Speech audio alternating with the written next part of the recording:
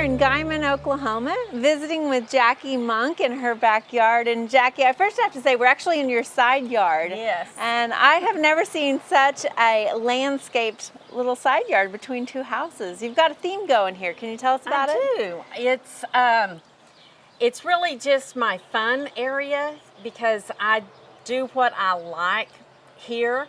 And I've got these statues with the earth, wind, fire, and water theme going on. I don't have a theme with them because I acquired them from my sister, and I enjoy them though. And we love this side garden because when you come into our backyard, which is what we really call our home, here it is. You've got this nice area that you can either walk through or walk around. And you're right between two brick homes. I mean, it's really a hot location, but you've got a lot of plants that do well in this hot area, this intense area. So your backyard is just so lush back here. I mean, you guys live out here. You must. I mean, look at this. Look at this living space you have. It's just beautiful. It's our favorite area. What is anchoring your backyard is this amazing tree here. Can you tell us about it? This is a crabapple tree that we've been here 30 years, and it was here when we moved in. And we've kept it trimmed up. My husband has kept it trimmed up, which I think is what has made it get so large. And we very much protect it because in this part of the country, we need shade. And it's a great shade tree for us. Well, and you can really see the bark and the structure of the branches and everything.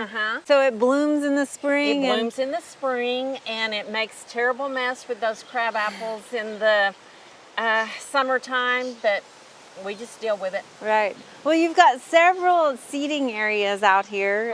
This is just one underneath the crab apple here. But before we sit down, I want to talk about this fence over here. I mean, this is just a beautiful, non-traditional fence, but it kind of creates a sense of place here in Guymon. Right. The cedar post, or you see them on farms, ranches a lot, and my husband loves horses, and he has animals. So we brought that to town and incorporated the fence in our yard. Yeah, that's just lovely. And you've got several rocks, large rocks around here. Are those from travels or? Yes, most of them have came from my father-in-law's farm down in South Texas, by Waco. And we just brought them back as we're down there, and we just bring them back with us and incorporated them all around the yard. Well, what I always love about coming and visiting home gardens is that they seem to be a scrapbook of memories. You've got statues from your sister, rocks from your travels.